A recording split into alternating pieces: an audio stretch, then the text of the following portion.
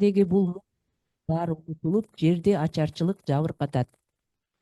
И неприметно будет преднее изобилие на земле по причине голода, который последует, ибо он будет очень тяжел.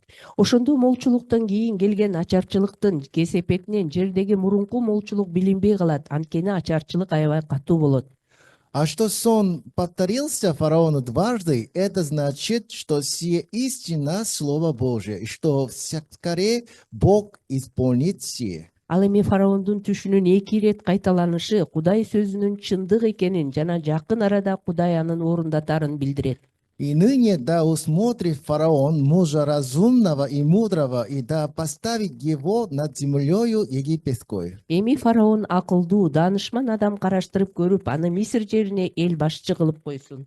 Да повели фараон поставить над землею надзирателей и собирать в 7 лет изобилия 5-ю часть земли египетской. Фараон жерлерге көзөмөлдөөчүлөрдү коюп, мол түшүмдү 7 жылда Мисир жериндеги түшүмдүн 5-1 бөлүгүн жыйноого буйрук берсин. Пусть они берут всякий хлеб этих наступающих хороших годов и соберут в городах хлеб под ведение фараона в пищу, пусть и берегут. Алар келе жаткан жакшы жылдардын эгиндин баарын азык үчүн фараондун карамагына жыйнап, шаарларга чогултуп алышсын да сактап турушсун. И будет сия пища в запас для земли на 7 лет голода, которые будут в земле египетской, дабы земля не погибла от голода. Бул азык Мисир жеринде боло турган 7 жылдын ачарчылыкта жер жүзү ачарчылыктын кырылып калбашы үчүн камдалган азык болсун. Сие понравилось фараону и всем слугам его. Бул сөз фараонго жана анын кызматчыларынын бардыгына жакты. И сказал фараон слугам своим: найдем ли мы такого, как он, человека, в котором был бы Дух Божий? Ошондо фараон кызматчыларына мындай деди: Кудайдын руху бар, ушундай адамды таба алабызбы? И сказал фараон Иосифу: так как Бог открыл тебе все сие, то нет столь разумного и мудрого, как ты. Анан фараон Жусупка мындай деди: Кудай сага ушунун бардыгын ачып бергендиктен, сендей акылдуу, сендей даанышман адам жок. Ты будешь над домом моим, и твоего слова держаться будет весь народ мой. Только престолом я буду больше тебя. Сен менин үйүмдү башкарасың, сенин сөзүңдү бүт элим угат, бирок мен сенден тактым гана жогору турат. И сказал фараон Иосифу: вот, я поставлю тебя над всей землею египетскую. Ошентип фараон Жусупка: мен сени бүткүл Мисир жерине эл башчы кылып коем деди. И снял фараон перстень своей с руки своей и надел его на руку Иосифа, одел его в весеные одежды, возложил золотую цепь на шею ему. Анан фараон колунан шакек мөөрүн чыгарып, Жусуптун колуна салды. Үстүнө зыгыр буласынан кийим кийгизип, мойнуна алтын чынжыр такты. Велел везти его на второй из своих колесниц и провозглашать перед ним: преклоняйтесь, и поставили его над всей землею египетскую. Анан аны өзүнүн арабаларынын экинчисине отургузууга, элге таазим кылгыла деп жар салууга буйрук берди. Ошентип фараон аны бүткүл Мисир жерине эл башчы кылып койду. И сказал фараон Иосифу: я, фараон, без тебя никто не двинет ни руки свои, ни ноги свои во всей земле египетской. Анан фараон Жусупка: мен фараонмун, бүткүл Мисир жеринде сенсиз эч ким эч нерсе кылбайт деди. И нарек фараон Иосиф имя Сафнаф-Панья и дал ему жену Асенефу, дочь Патифера, жреца Илионполского, и пошел Иосиф по земле египетской. Фараон Жусупка Сапенат Пенаях деген ат койду. Ага аялдыкка оондун бүт гана кызматчысы Патипардын кызы Асенатты алып берди. Жусуп бүткүл Мисир жерине аралыгына чыкты. В жизни нашей, да, происходит какой-то вопрос. Биздин жашообузда кандайдыр бир суроо туулат. Есть вопросы, которые мы сами решаем, Кээ бир нерселерди биз өзүбүз эле чече алабыз. но бывает такой момент, что нашими силами никак не можем решать. Бирок мындай бир убакыт келет, бир өзүбүздүн күчүбүз менен чече албаган нерсе. В Библии тоже есть одна женщина по имени Анна. Китепте ушул бир Анна деген аял бар. У нее было все хорошо, анда баары жакшы болгон. муж хороший, Өзү да жакшы, жизнь хорошая. өмүрү да жакшы. Единственный недостаток, Бир гана жетишпеген нерсе у нее не было ребенка. анын жок болгон. Она так сильно хотела иметь детей, Ал ушунчалык балалуу болгусу келген. но никак не смогла забеременеть. Бирок анын боюна бүткөн эмес. В последнее время, да, многие супруги, которые не могут рожать ребенка, тоже есть. Анан ушу акыркы убактарда көптөгөн ушундай үй бүлөдө балдар жоктор көп кезигет да. Нам кажется легко, да, как будто ребенок рождается. Бизге мындай сезилет, эмне оңой эле го бала болушу. Но это на самом деле полностью зависит от Бога. Бирок мунун баардыгы келип Кудайдан гана келет. Поэтому эта Анна, она плакала, но не смогла забеременеть. Анна болсо көп ыйлаган, бирок боюна бүткөн эмес. Да, нам нужно понять, Биз бир нерсени түшүнүшүбүз керек. мы все хотим жить ради себя. Биз өзүбүз үчүн жашагыбыз келет. Чтобы мы ради себя жили, нам нужны деньги, Өзүбүз үчүн жашаш үчүн акча керек, нам нужна стабильная работа, жакшы жумуш керек, нам нужна хорошая семья. бизге жакшы үй бүлө керек. Еще тоже нам нужна красота или хороший разум. Анан бизге ушундай жакшы акылмандуулук керек. Мы все это нуждаемся в том, что мы для себя могли жить. Мунун баардыгы биз өзүбүз үчүн керек. Но порой в жизни бывает такой момент, Бирок жашоодо бир кандайдыр бир мезгил келет. мы никак не можем ради себя решать этого проблемы. Анан өзүбүздүн жашообузда бир чечилбеген нерсе келет. Анна хотела иметь ребенка. Анна балалуу болгусу келген. Как вы думаете? Кандай деп ойлойсуң? Для Бога хотела иметь ребенка или для себя хотела иметь ребенка? Ошону Кудайга арналыш керекпи же өзүнө арналганын каалады беле? Для себя. Өзү үчүн. Она плакала из-за того, что ребенка нет. Это для Бога было? Анын эмнеге ыйлаган? Ушуну Кудайга төрөп берейин деп ыйлады беле? Для себя. Өзү үчүн төрөп алайын деген. Но через тот вопрос, который она никак не могла решать, Ушул нерсе чечилбегендин айынан она в конце привела Бога. аягында ал келип Кудайга такалган. Она познала Господа. Ал Кудайды таанып билген. В душе Анны какая-то новая душа появилась. Кандайдыр бир Аннанын жүрөгүндө жаңы бир нерсе пайда болгон. Это какая душа? Кандай жан дүйнө? Мы посмотрим первая книга Царств, 2 глава, 6 стих. Биринчи Шмуэл,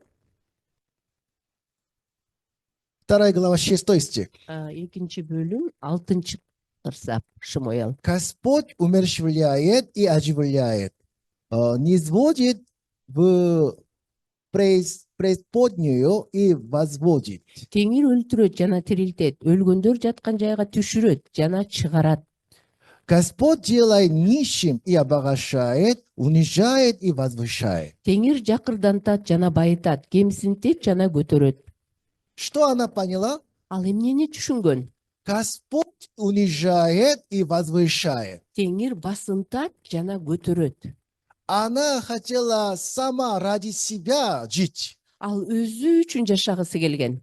Она хотела возвышать себя. Ал өзүн өзү көтөргүсү келген. Она не хотела быть униженной. Ал деген басынгысы келген эмес. Но почему так не получается? Эмнеге андай болгон эмес? Потому что возвышает, унижает, это от руки Господа зависит. Жана кемсинткен жана көтөргөн бардыгы Кудайдын колунда. Пока она не познала Господа, Кудайды таанып биле электе, она надеялась, что если я буду стараться, я могу жить хорошо. эгерде мен аракет кылсам, мен жакшы жашайм деп ойлогон. Если я буду стараться, я могу защитить свою семью. Эгерде мен аракет кылсам, мен өз үй бүлөмдү сактап калам деп ойлогон. Но через поражение жизни Анан кандайдыр бир талкалануу келгенде, она научилась чему? ал эмнеге үйрөнгөн?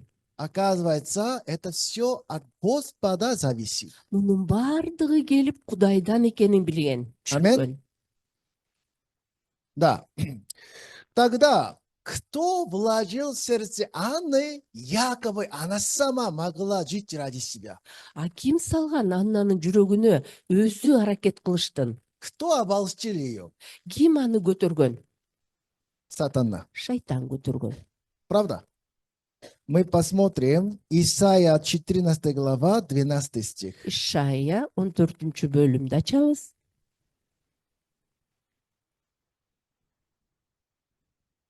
Как упал ты с неба, единица, сын зари, разбился от землю, погиравший народы. Ишая 14-12 окуйбуз.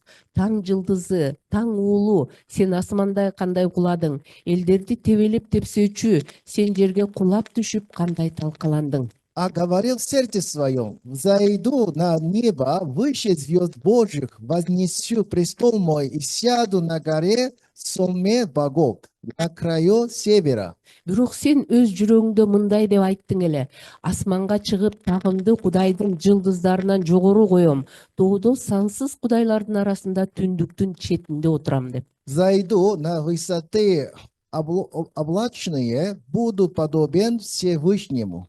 Булуттардын үстүнө чыгам, баардыгынан жогору тургандын өзүнө окшоп калам. Это про дьявола.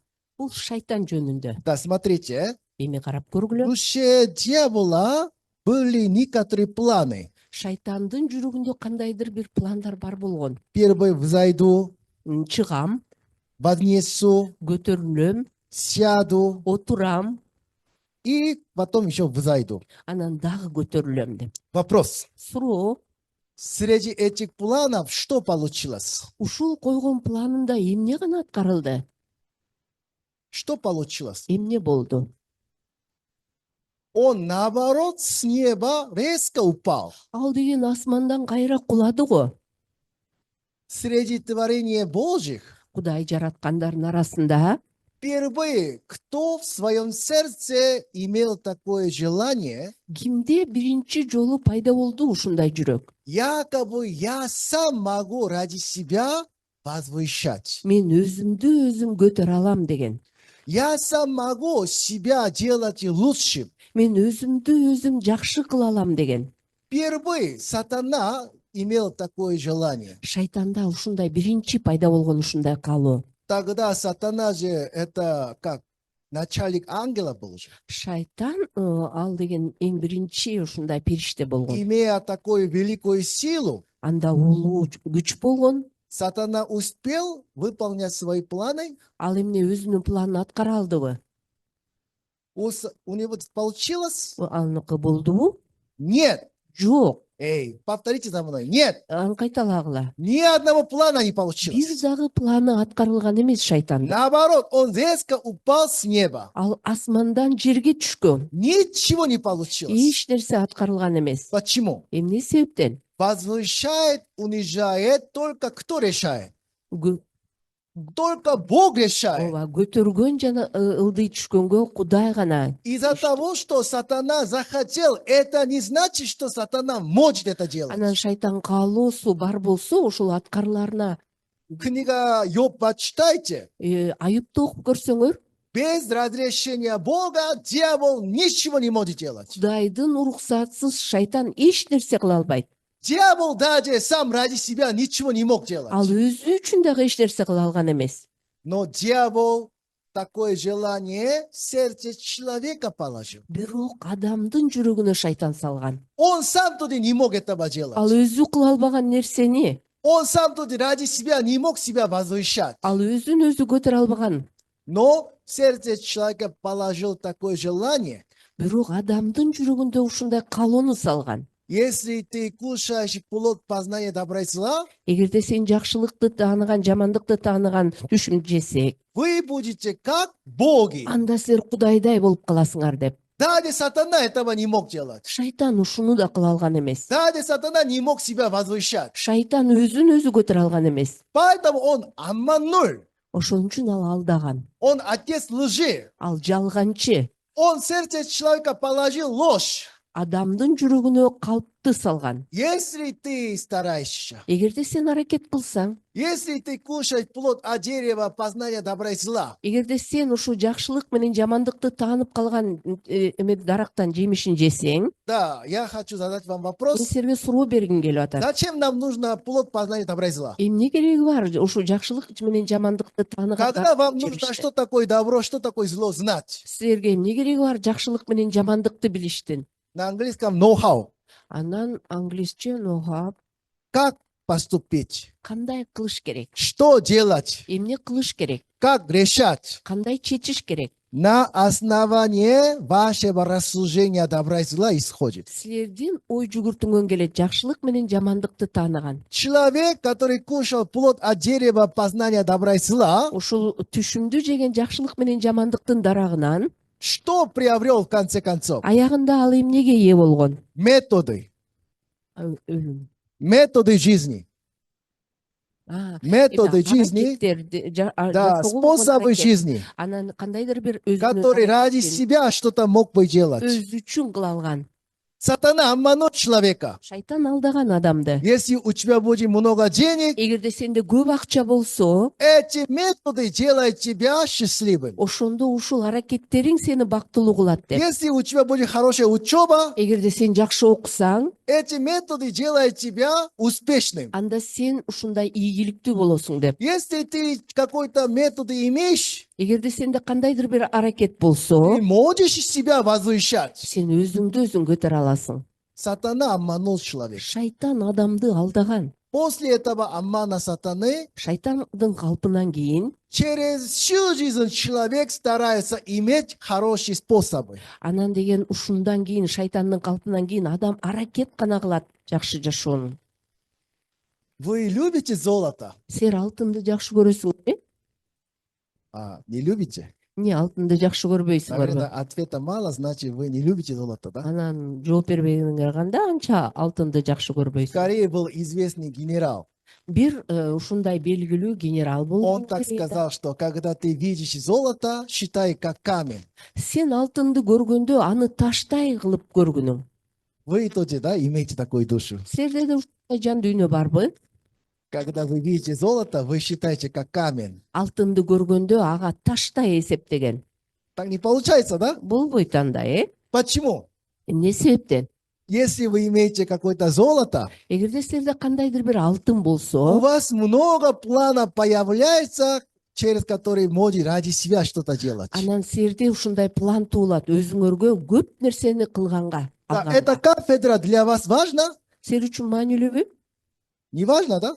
Маанисизби? Потому что эта кафедра для вас ничего особо не делает. Анан бул кафедра силерге эч нерсе деле кылган жок. Это для меня полезно. Бул мен үчүн пайдалуу. Но для вас эта кафедра не драгоценная. Бул кафедра турган силерге эч кандай пайда алып келбейт. Что именно для вас драгоценное? Бирок силерге эң маанилүүсү эмнеде? Акча, Акча. деньги, да?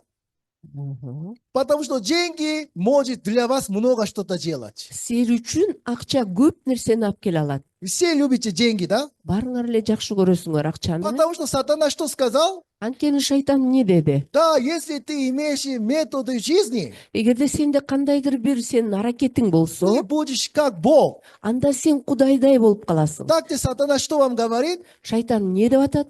Если у тебя будет много денег, Эгерде сенде көп акча болсо, ты для себя можешь это делать, это делать, это делать, это делать. сен муну кыла аласың, муну кыла аласың, муну кыла аласың деп шайтан алдайт. Поэтому вам трудно оставить деньги. Ошон үчүн силер акчаны таштоо абдан кыйын силер үчүн. Так или нет? Чынында ушундай, Среди вас есть такой человек? У вас есть деньги, да? Тогда спокойно выбрасывай. Анан акчаңар болуп эле жөн эле аны ыргытып ийгендер барбы? Почему не можете? Эмнеге ыргыта албайсыңар акчаны? Потому что вы надеетесь, что эти деньги делают вас счастливым. Силер ойлойсуңар ушул акча мага бакыт алып келет деп. Плод познания добра и зла Ушул жакшылык менен жамандыкты таанып билген дарак у вас образуют какие-то мысли, кандайдыр бир ой салат ал, какие-то планы, кандайдыр бир план салат, какое-то хотение. кандайдыр бир каалоо салат. Почему вам сложно оставить ваши мысли? Эмне үчүн оюңарды таштоо кыйын? Потому что вам кажется, эти мысли делает вас счастливым. Анткени силер ойлойсуңар, ушул ойлорум мага бакыт алып келет деп. Золото вам трудно оставлять, Ооба, алтынды ташташ да кыйын. потому что вы верите, что золото может для вас многого делать. Силер ойлойсуңар, алтын мага көп нерсени алып келип бере алат. Почему вам трудно оставлять ваши мысли? Эмне үчүн силер оюңарды таштоо абдан кыйын? Потому что вы также надеетесь, что эти мысли могут для вас что-то делать. Силер ойлойсуңар, ушул мен ойлогон ойлорум мага көп нерсе берет деп. Вы подумайте. Ойлонуп көрсөңөр, Даже сам дьявол не мог делать для себя. эгерде шайтан өзү үчүн кыла албаса, Все его планы, ни один план не получился. анын бир дагы аракети болгон эмес. Теперь сатана вас обманывает. Эми шайтан адамды алдайт. А если у тебя будут деньги, Эгерде сенде акча болсо, если у тебя будет хорошая работа, эгерде сенде жакшы жумушуң болсо, если у тебя будет хорошее образование, эгерде сенин жакшы билимиң болсо, ты можешь возвышать тебя. анда сен өзүңдү өзүң көтөрө аласың деп. Поэтому большинство людей всю жизнь они держат такие способы жизни. Ошон үчүн көптөгөн адамдар ушул нерсени кармап жашашат. Так или нет? Чынында ушундай, Нету? эмне жок ушундай эмеспи? Поэтому от этого что происходит? Анан мындан эмне келет? Вам трудно надеяться только на Господа. Анан бир гана Кудайга ишенүү ушул нерсе силерге кыйын алып келет да, кыйынчылык. Давайте одно слово посмотрим. Бир сөздү карап көрөлү. Якова 1 глава откройте. Жакып 1-бөлүм. Якова 1 глава, стих с 5 стиха. Жакып 1-бөлүм 5-ырсапты карап көрөлү. Если же у кого из вас недостает мудрости, да просит у Бога, дающего всем просто и без упреков, и дастся ему. Кимиңерге акылмандык жетишпей жатса, баарына бирешендик менен жемелебестен берген Кудайдан сурасын, ага берилет. Вы любите лотерею Силер деген лотереяны жакшы көрөсүңөрбү? или не любите? Же жакшы көрбөйсүңөрбү? Зачем любите лотерею, да? Эмне кереги бар лотереяны Лучше жакшы вы көргөн? любите деньги, Эгерде силер акчаны жакшы көрсөңөр, да? Тогда, если кто-то вам дает $1 миллион, эгерде силерге бирөө силерге $1 миллион берсе, хорошо? жакшы да, Хорошо? жакшы. Радуйтесь. Кубанасыңар, Почему так? Да, Да, радуйтесь. кубанасың. Да. Анда жакшы. Тогда Бог что говорит? Анда Кудай эмне деп айтып атат? У Бога проси. Кудайдан сура деп атат. Дастся ему. Берилет деп. Без упреков. Ал эч кандай жемелебестен Всем просто. жөн эле. Тогда это слово лучше, чем $1 миллион. Эмне анда ушул сөз $1 миллион караганда жакшыбы? Вот так или нет? Ушундайбы? Это слово Божье дороже, чем $1 миллион. Бул Кудайдын сөзү кымбатпы $1 миллион караганда? Но как вы читаете это слово, Бирок силер ушул сөздү окуганда, почему вы не радуетесь? анда эмнеге силер кубанбайсыңар? Почему вы несчастливы? Эмнеге силер бактылуу эмессиңер? Честно говоря, почему вы Чын эле несчастливы? айтып көрсөңөр мындай жүрөгүңөрдөн. Если Бог так дает много денег, Эгерде Кудай мага көп акча берип атса, тогда я вообще так не переживал бы. мен анда өч Но кайгырбастан. Бог так не дает же. Бирок Кудай мага берген жок да чынында.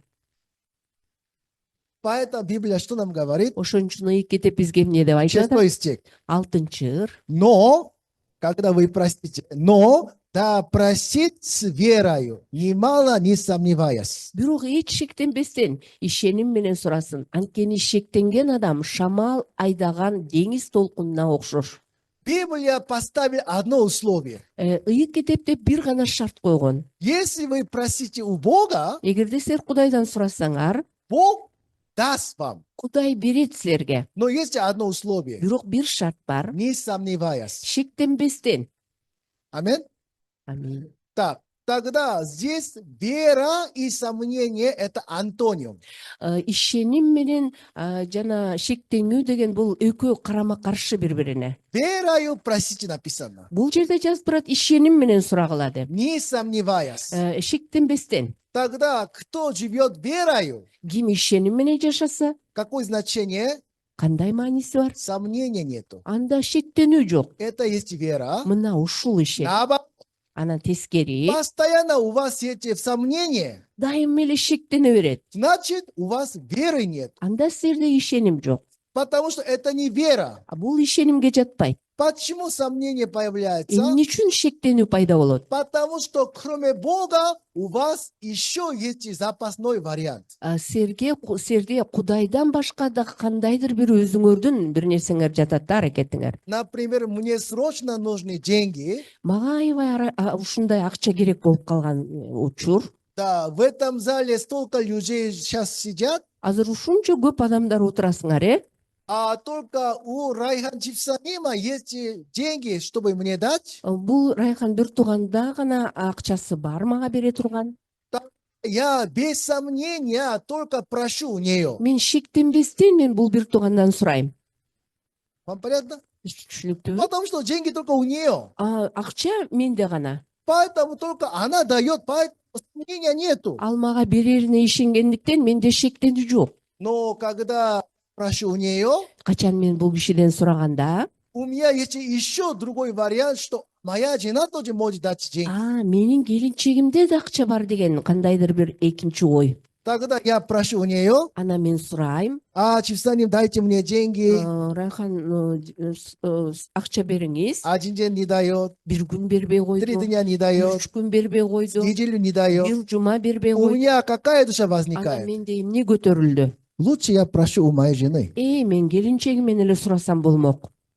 Почему у меня сомнение появляется? Эмне үчүн менде шектенүү пайда болду? Она не дает. Бербей аткандыгынан. Она не дает. Ал бербегендиктен. Значит, у меня, кроме нее, еще есть другой Бирок вариант. менде дагы кошумча дагы бир адам бар. Почему люди сомневаются? Эмне үчүн адам шектенет? Почему люди ушли от Бога? Эмне үчүн Кудайдан кетип калат адамдар? Бог запретил Адаму. Адамга ал деген каршы айткан, Кроме одного Бога, бир гана Кудайдан башка нельзя иметь какой-то метод. кандайдыр бир башка сенин жолуң болбосун. Нельзя иметь какой-то способ, Кандайдыр бир тажрыйбаң болбосун. через который для себя что-то мог бы делать. Сен өзүң үчүн кыла алган. Почему? Эмне себептен? Если кроме Бога что-то вы сами можете делать, Эгерде Кудайдан башка сырткары өзүңөр деле ошону кыла алсаңар, вы уже не можете только надеяться на Бога. анда силер Кудайга гана ишене албайсыңар. В вашей душе, Жан дүйнөңөрдө кроме Бога, Кудайдан башка пока есть другой путь, кандайдыр бир башка жол бар пока есть болгондуктан, другой запасной вариант. кандайдыр бир ушул силерге өзүңөрдүн бир Вы жолуңар не бар. можете верой просить у Бога. Анда силер ишеним менен Кудайдан сурай албайсыңар. Хотя вы устами говорите, что я прошу у тебя, Ооба, оозуңар менен айтасыңар, мен сенден сурап атам деп. но вам кажется, что это ответ очень медлительно. Анан деген баягы жооп келбегендин айынан Ваша душа автоматически направляется на то, что у вас придерживает другой вариант. силерди кармап турган башка ойго кетет Поэтому дароо. нам говорит, Ошон үчүн Кудай айтып атат. если у Бога просите, Эгерде Кудайдан сурасаңар, то у одного Бога просите, бир гана Кудайга сураңгыла. Богу служите, Бир гана Кудайга кызмат кылгыла. тогда Бог вас возвышает, Ошондо Кудай өзү көтөрөт. Бог вас унижает. Кудай силерди басынтат. Все зависит от Всевышнего Бога, только зависит. Бардыгы кудуреттүү Кудайдан келет. Сатана вас обманул. Шайтан алдайт. Нет, Жок. ты сам можешь как Бог. Сен өзүң Кудайдай эле кыла аласың. Ты сам для себя что-то можешь делать. Сен өзүң үчүн деле кыла аласың. Ты сам можешь защитить себя. Сен өзүңдү деле коргой аласың. Поэтому после Адама Адамдан кийин люди только стремительно ищут методы жизни, ушул адам атадан кийин адамдар өз жолун гана издеп калышкан. перед которой ради себя можно делать, Өзү аркылуу кылганга, через который можно защитить себя. өзүн өзү коргогонго. Поэтому эти методы жизни Ушул жол для кого-то деньги, бирөө акча, для кого-то красота, бирөө үчүн сулуулук, для кого-то хорошая работа, бирөө үчүн жумуш, для кого-то хороший муж, бирөө үчүн жакшы күйөө, для кого-то закон Божий. бирөө үчүн Кудайдын мыйзамы. Почему люди стремительно они служат? Эмне үчүн адамдар Кудайга кызмат кылат? Почему люди стараются соблюдать 10 заповедей? Эмне үчүн адам 10 парызды сактаганга аракет кылат? Это тоже стало их методом. Алардын жолу болуп калган. Через заповеди Парыз аркылуу через служение Богу Кудайга кызмат кылар кулу я могу что-то делать для себя. мен кыла алам өзүм үчүн деген. Для кого-то работа, Бирөө үчүн жумуш, для кого-то деньги, бирөө үчүн акча, для кого-то религиозная деятельность. бир кандайдыр бир динчил иш. Люди надеются, что таким образом можно жить хорошо. Анан ушундай жол менен мен жакшы жашап кетем деген жол. Библия нам говорит, Ыйык китеп айтып атат. неправильно. Туура эмес бул жол. Это сатана вас обманул. Бул шайтан силерди алдады. Возвышает, унижает только один Бог делает. Бир гана Кудай көтөрөт жана басынтат. Аминь. Амин. Поэтому дальше что написано? Дагы эмне деп жазылган? 7 стих. 7 ырса. Да не думает такой человек получить что-нибудь от Господа. Якова 1 глава 7 стих. Жакып 1 бөлүм 5 ырсап. Кимиңерге акылмандык жетишпей жатса, баарына берешендик менен жемелебестен бир 7. Мындай адам теңирден бир нерсе алам деп ойлобой эле койсун. Да. Не думай Ойлобогула. что-нибудь получить от Господа. Кудай теңирден алам деп. Да теперь очень просто. Эми жөнөкөй эле. Библия говорит, Китеп айтып атат. если вы у Бога одного просите, Эгерде силер бир Кудайдан сурасаңар, Бог обещал, Кудай убада берген. просто дам. Ооба берем жөн эле. Всем. Жөн эле. Нету, что бандитам не дам, Анан деген бир кандайдыр бир кылмышкерге бербейт деп, преступникам не дам, анан кандайдыр бир ушул эмеге, хулиганам не дам. анан бейбаштарга Так не бербейм. говорит Бог. Антип айткан жок Кудай. Да, один хулиган просит. Ошо кандайдыр бир ушу туура эмес Да, жасаган адам. мафия просит. Анан мафия деле сураса, Если только у одного Бога просит, эгерде ал бир гана Кудайдан сураса, Бог дастся ему. ага берилет деп турат. Да, теперь вопрос. Суроо, 8 миллиардов людей живут. 8 миллиардтай адамдар жашайт. Почему все не могут получить от Господа? Эмне үчүн баары эле теңирден ала алышпайт? Бог обещал, Кудай убада кылбады дастся беле. ему. Берилет деп. А почему тогда люди не могут получить? Эмнеге адамдар ала албайт? Почему? Эмне себептен? У вас есть и другой путь. Кандайдыр бир башка жол бар. Кроме Бога, Кудайдан у башка вас пока есть и другой путь. дагы башка жол бар В болгондуктан вашем сердце сомнение не заканчивается. силердин жүрөгүңөрдөн шектенүү такыр кетпейт. Из-за того, что вы сомневаетесь, Силер шектенгенден айынан Бог что Кудай эмне деп айтып атат? такой человек не думает что-нибудь получить от Господа. Андай адам, шектенген адам бир нерсе алам деп да ойлобосун. Поэтому библейский принцип очень простой. Ыйык китептеги жазылган принцип жөн эле оңой. Пока у человека есть свои методы, Кандайдыр бир өзүнүн жолу болгондо, пока у человека есть свои варианты, кандайдыр бир өзүнүн варианты бар болсо, этот человек никогда не может жить Богом. андай адам Кудай менен жашай албайт. Не может жить тем, что Бог дает. Кудай берген нерсе менен жашай албайт. Поэтому устает. Анан адам чарчайт.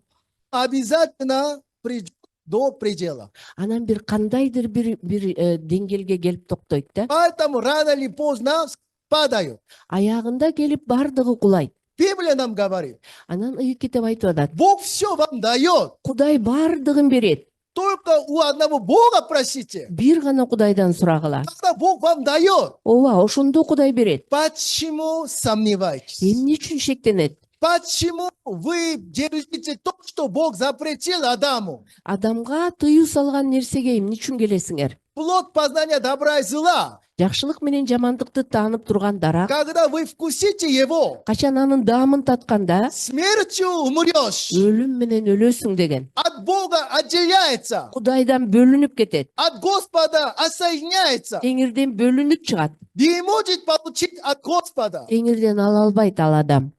Библия что говорит? Ыйык китеп эмне деп айтып атат? Да оставит нечестивый свой путь. Өзүнүн жолун таштасын деп атат. Да оставит беззаконные помысли свои. Мыйзамсыз өзүнүн ойлорун таштасын деп атат. И обратиться к Богу. Анан Кудайга кайрылсын деп. Ибо Он помилует? Анткени ал райым кылат деп. Кого помилует? Кимге райым кылат? Богатого помилует? Байдыбы? Я не помогаю. Мен жардам берген Все жок. равно хорошо живет. Ой, баары бир деле жакшы Зачем жашайт. такого человека помиловать надо? Андай адамга эмне кылат? Райым Когда кылат. на улице люди просят милостыню. Качан адам ушинтип сурап отурган адам. Извините, у кого ноги нету, Бирөө буту жок болуп сурап атат. у кого-то руки нету. Бирөөнүн колу жок сурап Что атат. это значит? Бул эмнеге жатат? Они сами для себя работать не могут. Алар өзү үчүн иштей албай калган адамдар. Они сами не имеют методы для себя что-то делать. Өзүлөрү үчүн бир нерсе тажрыйбасы да жок ал адамдын. Поэтому жалость возникает. Анан кандайдыр бир аяоо сезим келет. Надо помогать.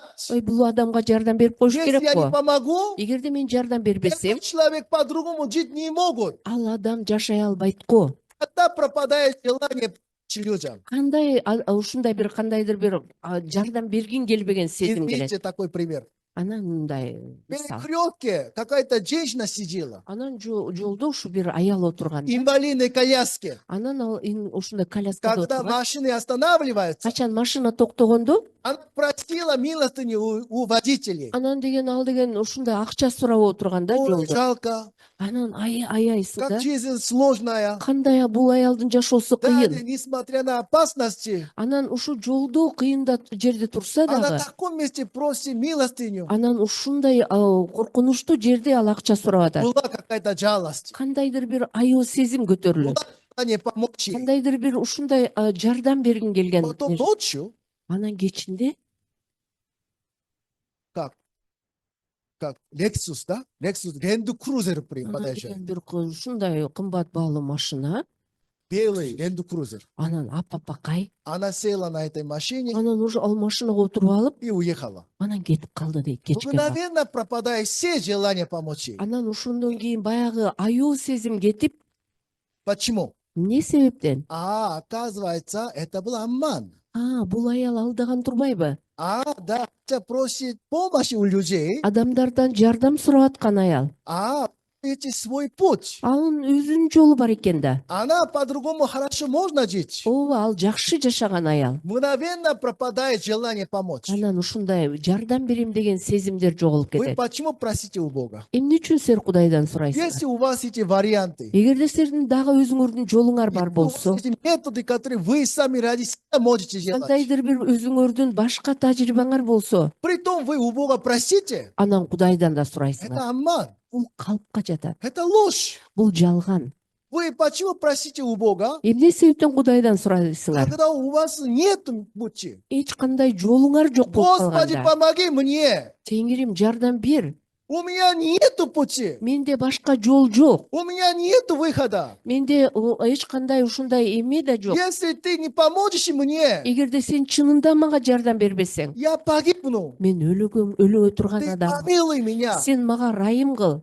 Почему мы просим у Господа? Эмне үчүн сурап атабыз Кудайдан? Потому что у нас другого пути нет. Анткени башка жол жокунан айынан ушинтип атабыз. Среди вас кто за рулем едет? Кимиңер машина айдайсыңар? У вас в машине есть это как запасное колесо? Анан силер деген дөңгөлөгүңөр ошо запаста барбы? Запасное колесо есть? Дайыма алып жүрөсүңөр ушундай дөңгөлөктү. Есть, да? Э, Почему это нужно? Эмне себептен дөңгөлөктү запас кылып Потому что койбойсуңар? вы сомневаетесь, что это колесо может лопнуть. Анан силер ойлойсуңар ошонун арасынан бирөө жарылып кетсе, Вы же не верите, что это 4 колеса, это колеса, это совершенное. төртөө тең жарылбасын билген адам Из-за этого сомнения кандайдыр бир шектенүү пайда болгондо, вы в машине держите запасное колесо. ошон үчүн силер аны запас кылып бешинчисин коюп коесуңар. Но в поезде А бирок поездда запасного колеса нету. ал жерде жок мындай дагы бир Почему? эмне себептен? Потому что железный Анткени ал темир да, никогда не лопнет. ал жарылбайт да. Поэтому там запасное колесо не нужно. Анан кереги жок ал дөңгөлөктүн. Вы говорите, что Бог совершенный. Силер айтып атасыңар Кудай жеткилең деп. Если вы доверяете совершенному Богу, Эгерде силер ушу жеткилең Кудайга ишенсеңер, зачем вы придерживаете запасной вариант? себе? анда эмнеге силерде дагы бир жолуңар бар? Запасный вариант себе, Анан кандайдыр бир өзүңөрдү кармап турган жол, Это для Бога получается, вы сомневаетесь в Боге. анда силерге бул нерсе шектетүү бар силерде. Поэтому Библия что нам говорит? Китеп эмне деп айтып атат? Вы не оставите свой путь. Силер ушу өзүңөрдүн жолуңарды таштамайынча, Пока вы не оставите свой вариант, өзүңөрдүн ушу дагы бир жолду таштамайынча, Бог говорит, Кудай айтып атат. такой человек не думает что-нибудь получить от Господа. Андай адам шектенген бир нерсе алам деп да ойлобосун деп. Аминь. Почему более тише и тише становится? Тынч болуп калдыңар. Аминь. Аминь. Вы не хотите, да, от Господа получить. Силер теңирден алгыңар келбейби? Вы в дальнейшем все равно хотите держать свой вариант, да? Дагы эле өзүңөрдүн бир жолуңарды кармап турасыңар. Вы жалеете оставить свой вариант, да? Анан ушуну кантип таштайм деген да оюңар бар. Эй, пастор, это слишком жесткий. Пастор, сен ушундай катуу айтып атасың. Нельзя, что свой вариант тоже держать. Анан аны деле кармабайлыбы ондай? Бог тоже меня Ооба, помиловать. Кудай деле мага ырайым кылсын. К сожалению, Бирок нету такого в Библии. андай жок Мы китепте. посмотрим. Биз карап көрөлү. Третья книга Царств, 17 глава, Биринчи патшалык, 12 стих. 12 ырсап. Она сказала: «Жив Господь Бог твой, у меня ничего нет печеного, а только есть горсть муки в катке и немного масла в кувшине. И вот я наберу полена 2 дров и пойду и приготовлю это для себя и для сына моего. Съедим это и умрем». Биринчи патшачылык 17 бөлүм 12 ырсап. Аял мындай деди: сенин Кудай теңириң тирүү, менде нан жок, жыгач челекте бир ууч гана ун, кумрада бир аз май бар, бир аз чырпык тери алып, уулум экөөбүз тамак даярдайм, ошону жейбиз да жана өлөбүз. И сказал ей Илья: «Не бойся, пойди, сделай, что ты сказала. Но прежде из этого сделай небольшой опреснок для меня и принеси мне, а для себя и для своего сына сделаешь после». Ошондо Илья сага мындай деди: коркпо, барып өзүң айтканды жаса. Бирок адегенде мага ошондон кичине ачыткысыз нан жасап алып кел. Балаң менен өзүңө андан кийин жасайсың деди. «Ибо так говорит Господь Бог Израиля: мука в катке не истощится, и масло в кувшине не убудет до того дня, когда Господь даст дожди на землю». Анткени Исраилдин Кудай теңири мындай дейт: теңир жерге жамгыр жаадырган күнгө чейин үкөктөгү ун түгөнбөйт, кумурадагы май бөксөрбөйт. Да, вопрос. Эми суроо туулду. Слово Бога обещает: Кудайдын сөзү убада кылып атат: у тебя в катке мука не истощится. сенин үкөктөгү унуң түгөнбөйт деп. Что значит?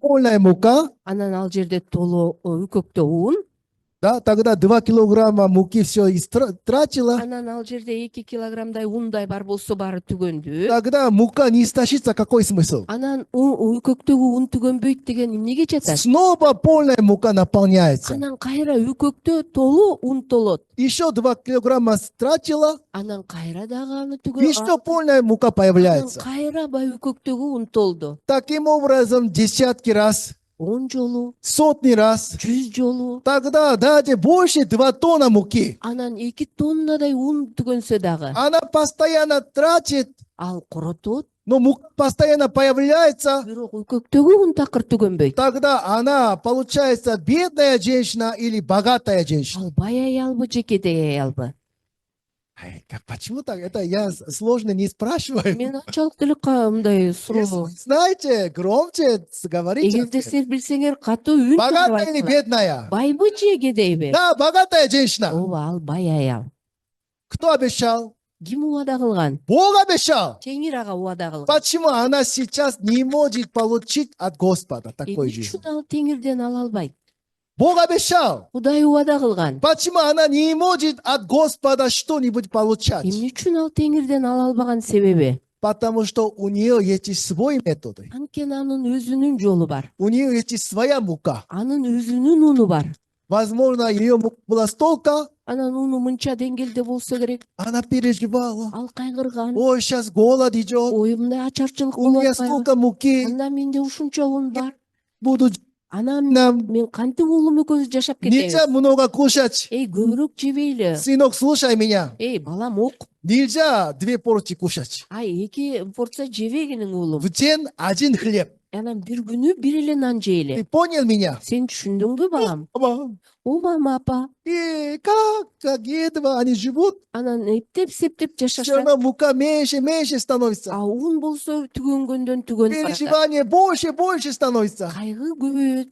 Ой, Господь, Теңир. почему голод не заканчивается? Эмнеге ачарчылык бүтпөй атат? Я умираю. Биз өлөбүз го.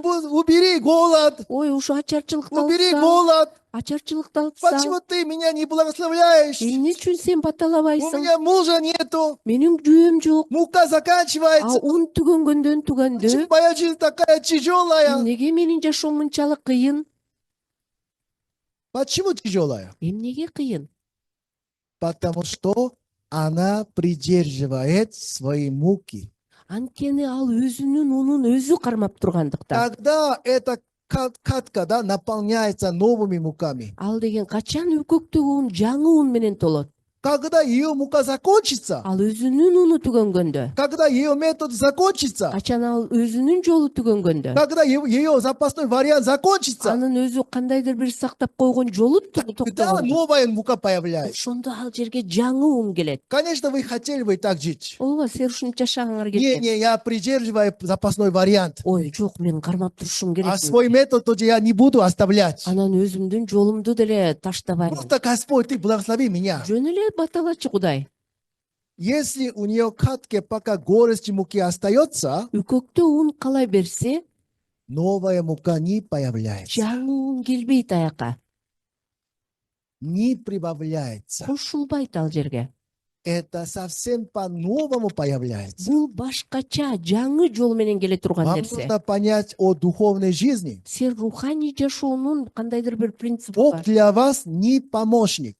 Кудай силерге жардамчы эмес. У вас тут есть свои варианты жизни. Сен өзүңөрдүн кандайдыр бир жолуңар бар Бог жашоого. прибавляет, Кудай кошот Бог ошого. добавляет, Кудай кошуп турат. Бог помогает. Кудай жардам берип турат. Это не такой мир. Өзүңөрдүн жолуңарга бул Бог Кудай для эмес. вас спаситель.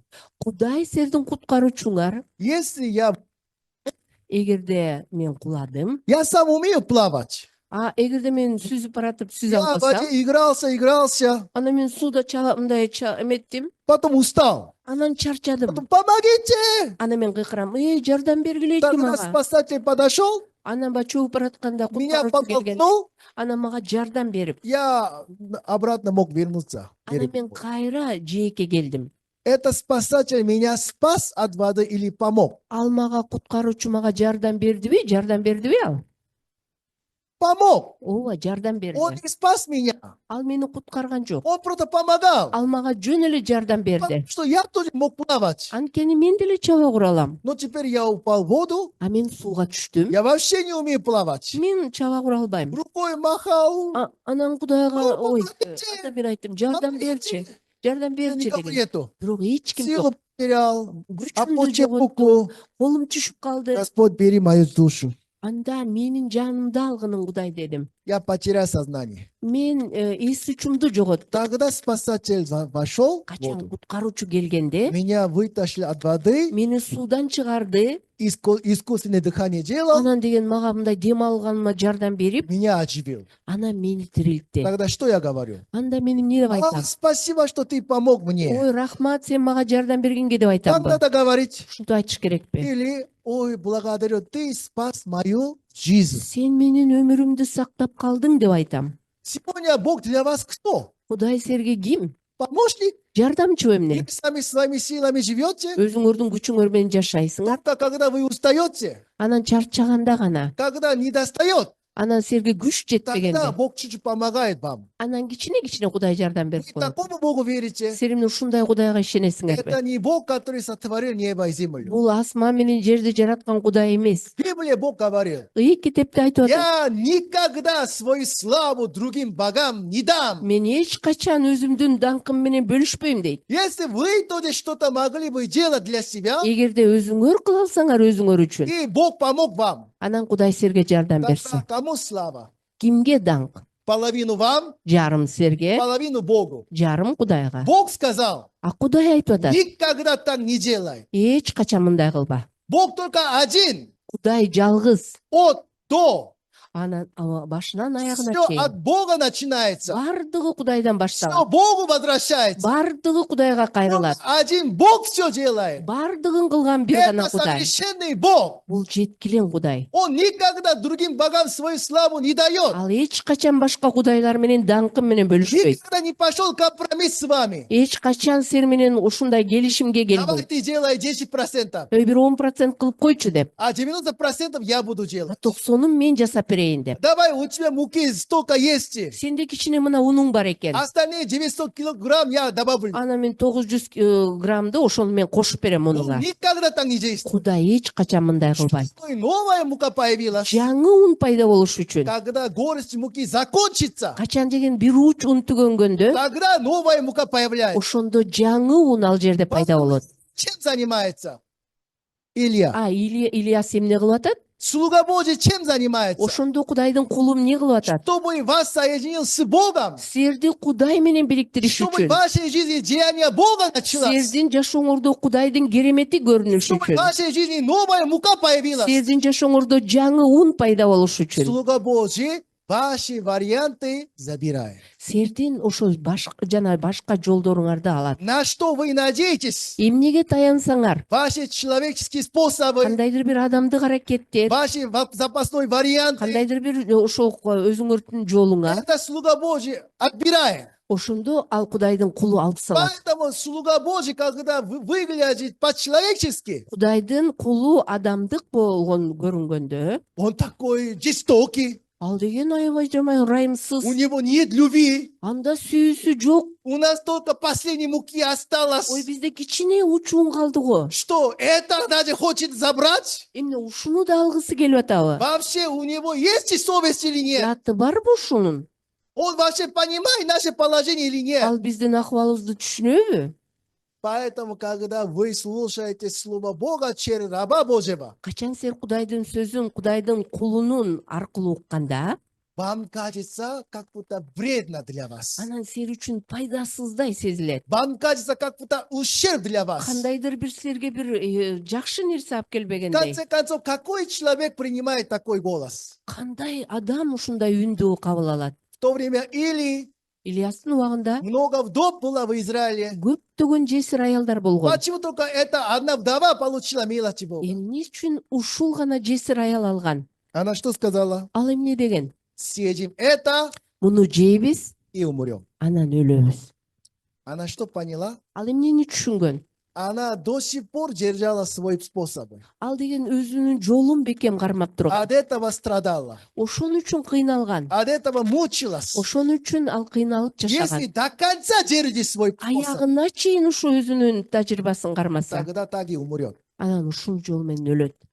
Она что поняла? Ал эмнени түшүнгөн? Больше нельзя держать свой способ. Кереги жок өзүмдүн жолумду кармаштын. Даже если до конца я упрямо буду держать свой путь, Эгерде мен өзүмдүн жолумду көкпеттик менен кармасам, я умру, мой сын умрет. анда мен да өлөм, уулум да өлөт. Она в последний момент перед Богом сдалась. Анан акыркы учурда ал Кудайдын алдында жеңилип Господи. берген. Теңирим, Я признаюсь, мен мойнума алам. что кроме одного Бога Бир гана Кудайдан башка никто не может меня возвышать. мени эч ким көтөрө албайт. Никто не может ради меня что-то делать. Мен үчүн бирөө бир нерсе кыла албайт. Теперь я оставлю свой путь, Мен өзүмдүн жолумду таштап, чтобы только ты один для меня бир действовал. гана сен менин жолумда Только иштеш Господь, үчүн, ты меня возвышал. сен мени көтөрүш үчүн, Только от тебя.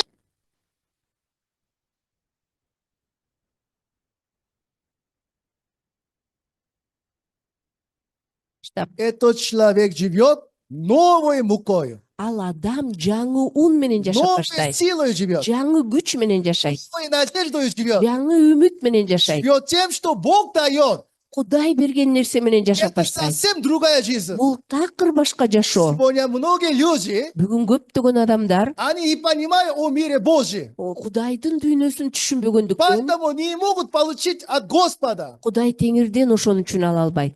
Если каждый день мука появляется, Эгерде күн сайын ун пайда болсо, есть ли смысл держать горсть муки? анда кереги барбы ушу кичинекей уч унду кармаганды? Почему люди не могут оставлять свой путь? Эмне үчүн өз жолун таштай албайт адам? Потому что не испытывал мир Бога. Анткени Кудайдын дүйнөсүн даамын таткан эмес. Если жизнь не пережил, что мука появляется, Эгерде ал адам билсе ушу кичине ун пайда болорун, тогда увидишь, анда ошондо ал өзүн көрүп сколько я баштайт. был глупец, Канчалык мен акылсыз адам сколько я болгом, был высокомерным. канчалык мен өзүмдү көтөрүп жашагам. Оказалось, все от Бога зависит. Бардыгы Кудайдан келет турбайбы? Действительно, Бог все дает мне.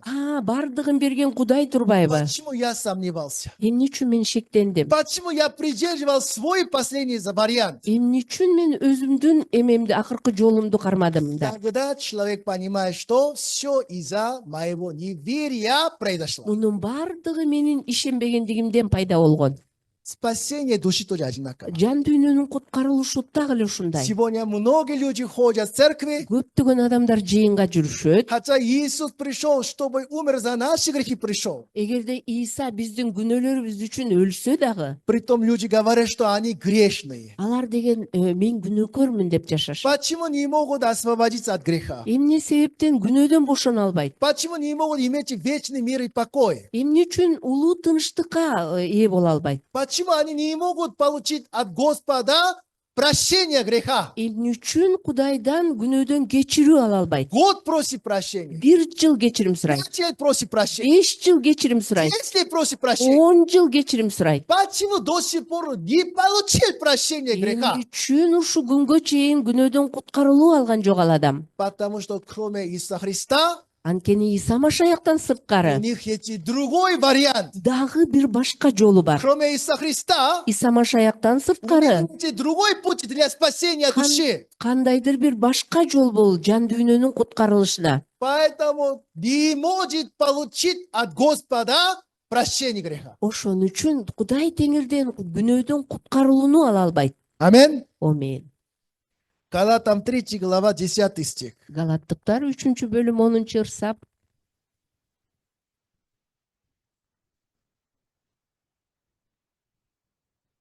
А все утверждающиеся на делах закона находятся под клятвою, ибо написано: проклят всяк, кто не исполняет постоянно всего, что написано в книге закона. Ал эми мыйзамга таянгандардын бардыгы каргыш астында. Анткени ыйык жазууда, Торатта жазылган, мыйзамдын бардыгына дайыма аткарбаган адамга каргыш деп жазылган. Я подсказываю вам, Мен силерге мындай закон не может действовать для вас. мыйзам силер үчүн иштей албайт. 10 заповедей не может вашу жизнь возвышать. 10 парыз силердин жашооңорду жакшы кыла албайт. Библия нам говорит: Ыйык китеп бизге айтып атат, утверждающийся на делах закона. мыйзамды аткарууга таянган адам, Что это значит? ал эмне деген? Когда вы соблюдаете закон, Качан силер мыйзамды сактаганда, ваша вера утверждается. анан силердин ишенимиңер мындай бекемделет. Аминь! Ой, Бог со амин. мной! Кудай мени менен. Бог благослови меня! Кудай мени баталайт. Когда вы не соблюдаете закон, Качан мыйзамды сактабай калган күндө, ваша вера разрушается. силердин ишенимиңер Ой, талкалангандай. Господи, я грешный. Ой, Теңир, мен Ой, күнөөкөрмүн. из-за того, что у меня много грехов, Ой, менде өтө көп күнөө көп. ты не хочешь действовать. Сен менин жашоомду иштегиң келбейт. Когда вы хорошо делаете, Сен качан жакшы жашап вам иштеп каласыңдар. приятно, Анан силерге вы өзүңөрдү утверждаетесь. анан өзүңөрдү А, өзүңөр теперь моя жизнь хорошая будет. Ой, мен эми жакшы жашап баштайм. Если ваша душа такая, Эгерде силердин жан дүйнөдө ушундай нерсе тогда көтөрүлсө, находятся под клятвой. анда силер каргыштын астындасыңар. Почему? Эмне себептен? Проклят всяк, кто не исполняет постоянно всего, что написано в книге закона. Каргышка калсын дейт, мыйзамды толук аткарбаган адам. Я задаю вам вопрос. Мен силерге суроо берем. Кто среди вас может соблюдать постоянно всего, что написано в книге закона? Ким мыйзамды бардыгын толугу менен аткара алат? Среди вас кто совершенно может решать все вопросы жизни? Силер өзүңөрдөгү кандайдыр бир нерселерди өзүңөр аткара аласыңарбы толугу менен? Есть ли? Барбы? Нету. Андай адам барбы? Тогда вам нужно оставить пути закона. Анда силер андай жолду ташташыңар керек. Это не вариант, который может за вас что-то делать. Ал бул жол эмес силер үчүн жасай турган. Если в вашем сердце придерживаете вариант закона, Эгерде силер жүрөгүңөрдө ушу мыйзамды аткарам деген нерсе турса, вы не можете только через Иисуса Христа освободиться от греха. анда силер Иса Машаяк аркылуу күнөөдөн куткарылуу ала албайсыңар. Одного Иисуса Христа было достаточно для нашего спасения. Бир гана Иса жетиштүү болгон биз күнөөдөн куткарылуу алыш үчүн. Почему в душе многих людей якобы этого недостаточно было? Эмне үчүн кээ бир адамдарда бул жетиштүү эмес? Почему человек сам старается совершать свое спасение? Эмне үчүн адам аягына чейин өзү ушуну аткарганга аракет Почему кылат? человек сам до сих пор старается произвольно не грешить, хорошо делать для Бога? Анан деген Кудай үчүн аракет кылып жашайт. Потому что не может верить только одному Иисусу. Бир гана Исага ишене албаган адам ушундай. Поэтому Библия что нам говорит? Ый китеп эмне деп айтып атат? Чтобы через Иисуса получил спасение от греха, Иса аркылуу күнөөдөн куткарылуу алган адам, впервые надо оставить путь закона. анда ал жолду мыйзамды аткаруу жолун ташташ керек. К Евреям 10 глава 8 стих. Еврейликтер 10-бөлүм. Сказав прежде, то, что ни жертвы, ни приношения, ни всесожжения, ни жертвы за грех, которые приносятся по закону, ты не восхотел, ни благоизволил. Еврейликтер 10-бөлүм 7-сап. Машаяга дегенде курмандыктарды, тартууларды, бүтүндөй өртөлүүчү курмандыктарды жана күнөө үчүн чалынуучу курмандыктарды сен каалаган жоксуң. Аларга ыраазы болгон жоксуң деди. Булар болсо мыйзам боюнча алынып келүүчү курмандыктар эле. Все, что на 8 стихе написано, кто делает? 8-сапта жазылганды ким кыла алат, Это аткара Бог алат? делает или человек делает? Муну Кудай кылабы же адам кылабы? Человек приносит жертвы. Адам курмандык алып келип атат. Человек приносит жертвы за грех. Өзүнү үчүн курмандыкты алып келип атат. Человек служит Богу. Адам Кудайга кызмат кылып атат. Человек просит прощения. Адам кечирим сурап атат.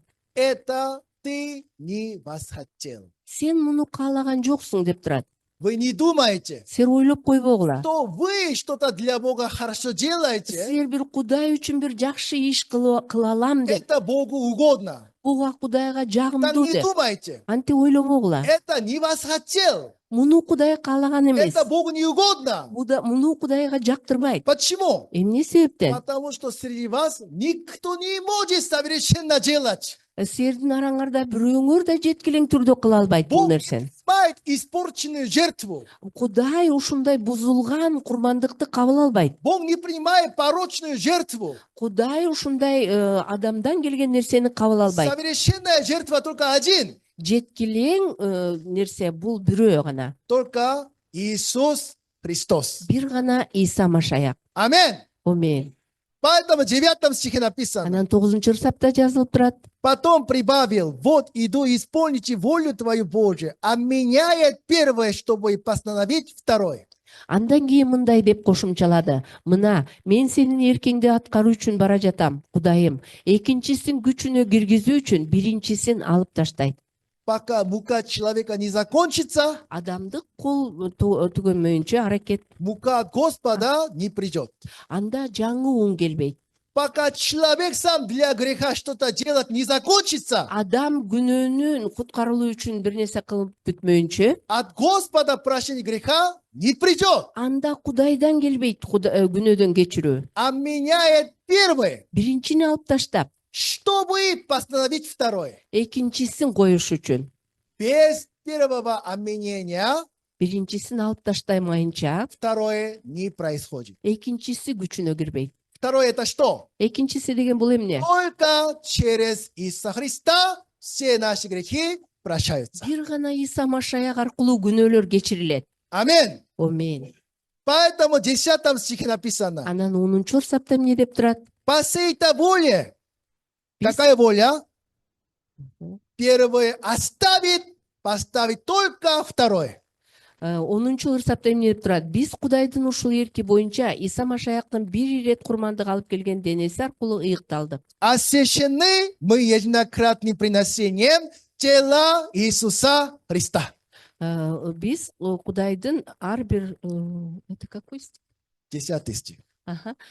Биз Кудайдын ушул эрки боюнча Иса Машаяктын бир ирет курмандык алып келген денеси аркылуу ыйыкталдык. А меняет первое, Биринчисин алып таштап, только второе поставить. экинчисин коюп, Что? эмне? Тем, что Иисус умер на кресте, Иса айкаш жыгачта өлгөн курмандыгы мы освящены. биз ыйыкталдык.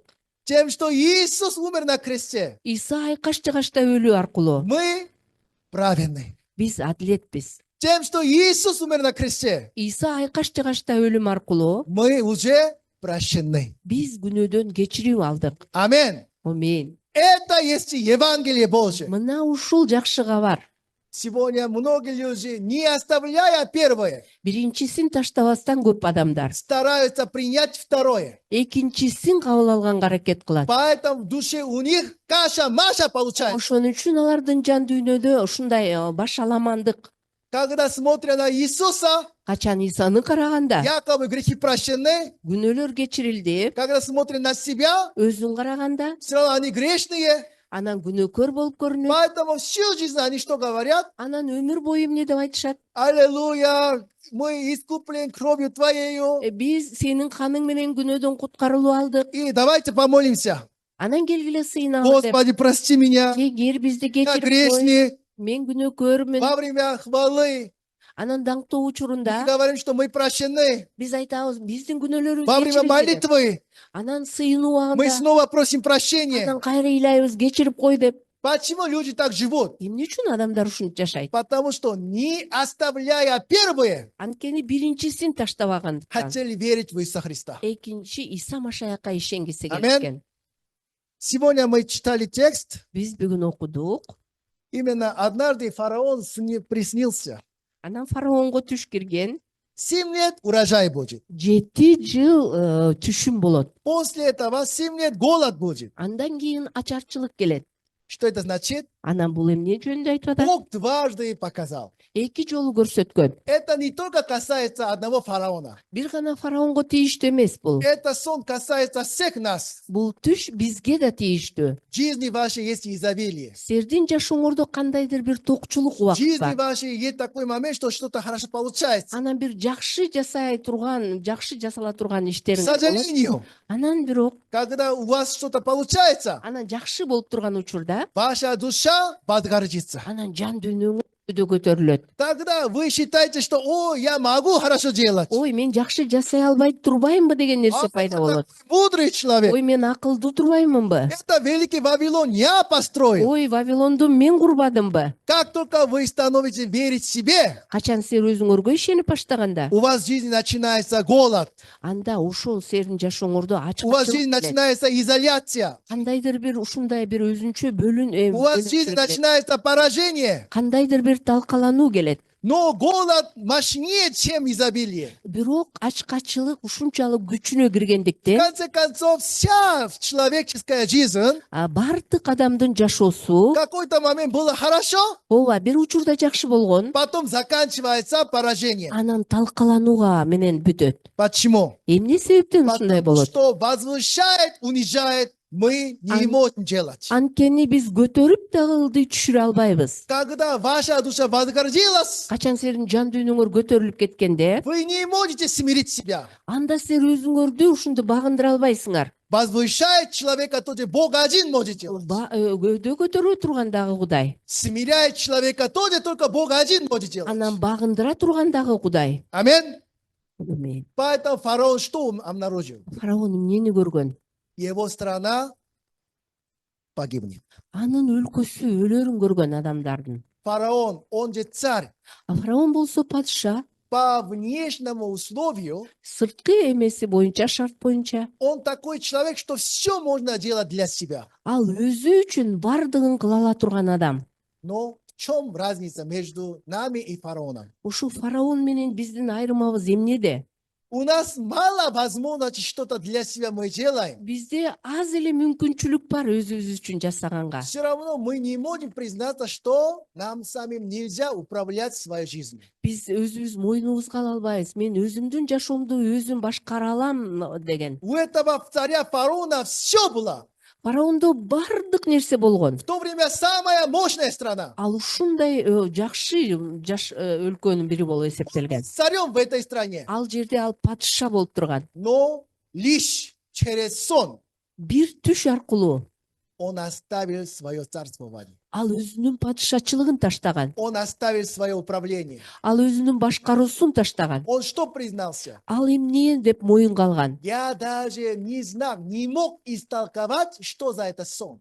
Мен эмне түш экенин дагы талкуулай албагандыктан Даже не мог решать этот вопрос. мен ушул суроону чече албагандыгымды көрдүм. Что нам наруживает? Ал эмнени байкады? Ваши мир души, Сиздин жан дүйнөңөр вы сами не можете истолковать. өзүңөр биле албагандыктан, Даже вы сами не можете решать. өзүңөр чече албасаңар дагы, Фараон признался. фараон мойнуна алды. Если я сам буду управлять дальше, Эгерде мен дагы эле өзүм башкара берсем, моя страна, менин элим, моя семья, менин үй бүлөм, моя жизнь, менин жашоом все обанкротится. бардыгы талкаланууга учурайт. Он сказал Иосиф, Анан Жусупка айткан. Бог тебе все это открыл. Кудай сага ачты деп Жусупка В айткан. нашей стране нет такого мудрого, как ты. Сендей акылмандуу адам бул жерде жок деп. Теперь давай ты управляй над всей землей египетской. Эми Египет жеринде сен башкар деген. Фараон что делал? Фараон эмне кылды эле? Он оставил путь, который ради себя он делал. Ал өзү үчүн кетип бараткан жолду таштаган. Полностью поручил Иосифу, чтобы Иосиф для фараона делал. Ал толугу менен Жусупка берген. С этого времени Ошол учурдан баштап эта страна стала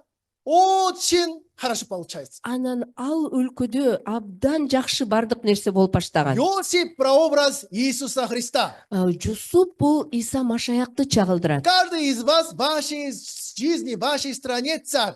Ар бирөөңөр өзүңөрдүн жашооңордо падышасыңар. Теперь вам нужен такой выбор. Анан силерге мындай тандоо керек. Либо вы сами будете дальше управлять. Же өзүңөрдүн жашооңорду башкарасыңарбы? Иисус одному поручит, чтобы Он для вас действовал. Же силер Исага башкарууну бересиңерби? Если вы сами пока держите ваше управление, Эгерде силер өзүңөр кармап турсаңар өзүңөрдүн жашооңорду, Иосиф ничего не может делать. анда Жусуп эч нерсе кыла албайт. Аминь. Амин. До этого был Патифар. Ушул күнгө чейин Патифар деген кызмат кылган. Какой-то части управления поручил Иосифу. Ал кандайдыр бир бөлүгүн Жусупка тапшырган. Но что касается семейной, Бирок үй бүлө жагынан своя семья, өзүнүн үй бүлөсү, своя жена, өзүнүн келинчеги, он ради себя держал вариант. ал ушул нерсени кармап турган. Из-за этого он Иосифа посадил в темницу. Анан ушунун айынан ал Жусупту зынданга У отургузган. вас тоже одинаково. Силерде деле ушундай окшош. Если вы полностью не можете поручить Иисус Эгерде силер жашооңорду толугу менен Исага тапшырбасаңар, из-за такой части, которую вы сами ради себя что-то хотите делать, кандайдыр бир жашооңордогу бөлүктү өзүңөр кармап турсаңар, вы будете оставить Иисуса. анда силер Исаны оңой эле таштайсыңар. Обязательно. Сөзсүз түрдө. Почему внутри церкви обижаются? Эмнеси себептен жыйындын ичинде таарынат бири-бирине? Между сестрами, Бир туугандардын между арасында, братьями. эркек бир Из-за туугандардын чего арасында. обижаются? Эмне себептен таарыныч Ради келет? Христа обижаются. Эмне Иса үчүн таарынып атасыңарбы? Кто ради Иисуса обижается? Ким Иса үчүн таарынып атат? Ради себя. Өзүңөр үчүн. Ради своей жены. Өзүңөрдүн аялыңа, келинчегиңер Ради үчүн. такой части, которую не может Иисус поручить. Кандайдыр бир бөлүк жашооңордогу болгон Исага тапшыра Чтобы албаган. Иисус был за вас.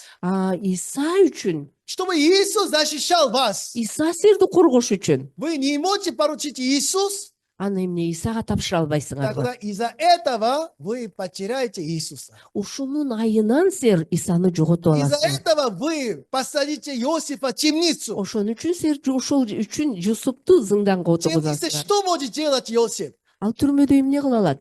Пока вы сами управляете вашей жизнью. Эгерде силер өзүңөрдүн жашооңорду кармап К турсаңар, сожалению, Иисус в вашей жизни находится в темнице. анда Иса Машаяк ошол түрмөнүн ичинде камалып Когда турат. Иисус становится управителем вашей жизни, Качан Иса Машаяк силердин жашооңорду башкарып баштайт? когда вы признаваетесь, Качан силер моюн алганда, я не могу управлять своей жизнью. мен өзүмдүн жашоомду өзүм башкара албайм деген учурдан баштап, Я сам не могу ради себя что-то делать. мен өзүм үчүн бир нерсе кыла алам деген нерсени таштап, Полностью я Иисус тебе одному поручаю. мен толугу менен өзүмдүн жашоомду Иса сага тапшырам деп. Если ты возвышаешь меня, Эгерде сен мени көтөрсөң, я буду хорошо жить. анда мен жакшы жашайм. Если ты унижаешь меня, Эгерде сен мени басынтсаң, я буду унижен. анда мен басынайын. Если ты делаешь меня смеяться, Эгерде сен мага күлкү берип я атсаң, буду радоваться. мен анда кубанайын. Если ты делаешь меня плакать, Эгерде сен мени ыйлатсаң, я буду плакать. анда мен ыйлайын. Теперь в этой стране, Бул өлкөдө без твоего слова, сенин сөзүңсүз никто не двинет ни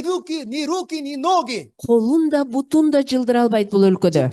В этой стране Бул өлкөдө все зависит от Иисуса Христа. бардыгы келип Иса Машаяктан келет. Это есть и христиане. Мына ушул машаякчылар, Это есть и духовная жизнь. мына ушул руханий жашоо. Духовная жизнь не просто регулярно ходит в церкви. Анан руханий жашоо бул жыйынга келүү эмес. Духовная жизнь не просто иногда молиться, читать Библию. Анан кээ бирде кый китепти окуп коюу эмес.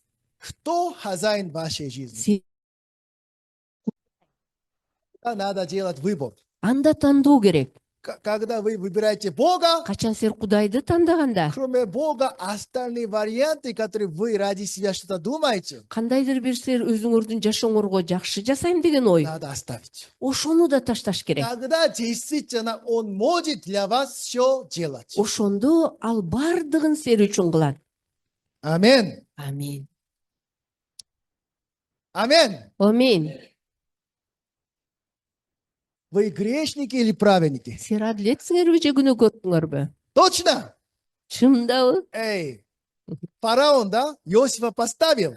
Фараон болсо Жусупту койгон. Все равно. Мне кажется, это так надо делать. Сен мону туура эмес кылыптырсың. Мне кажется, это слишком много ты экономии. Сен боор эки жерде туура эмес кылып коюптурсуң.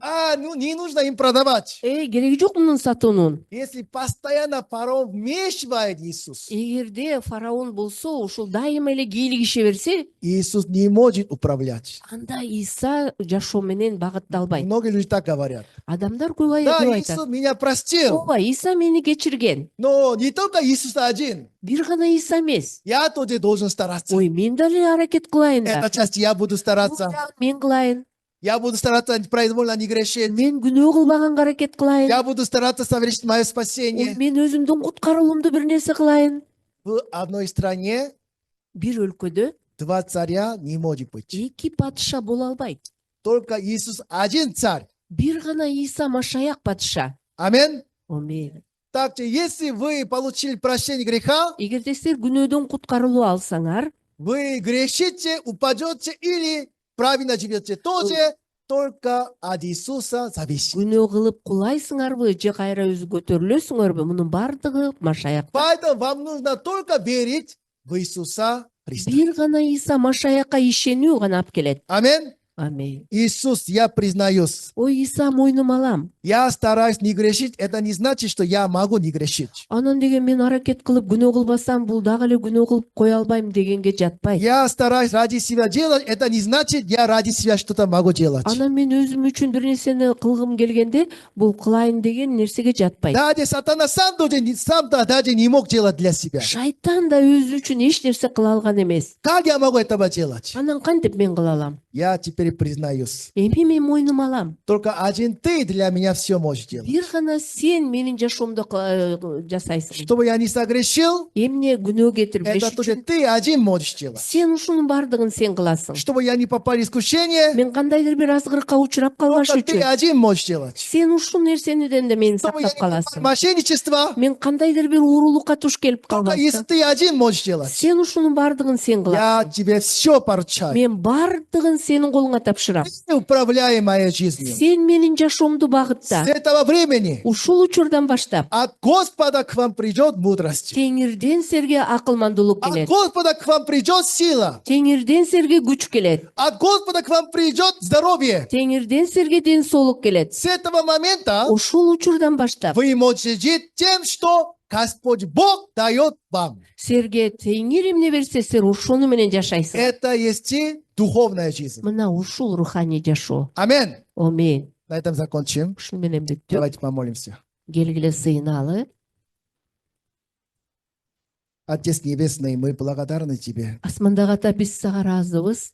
как Ты через жизнь Иосифа нам показал. Жусуптун жашоосу аркылуу сен көрсөткөндөй, На самом деле мы такие люди, которые мы сами не можем жить ради себя. биз өзүбүз үчүн жашай албаган адамдарбыз. Сатана долгое время обманывал нас. Шайтан бизди көп учурдан бери алдап келген. Якобы мы можем так жить. Биз ушинтип жашай алабыз деп, Поэтому стараясь жить для себя, өзүм үчүн жашаганга аракет кылып, между семьей тоже обида происходит. анан кандайдыр бир үй бүлөдө деле чыр чатак пайда болот.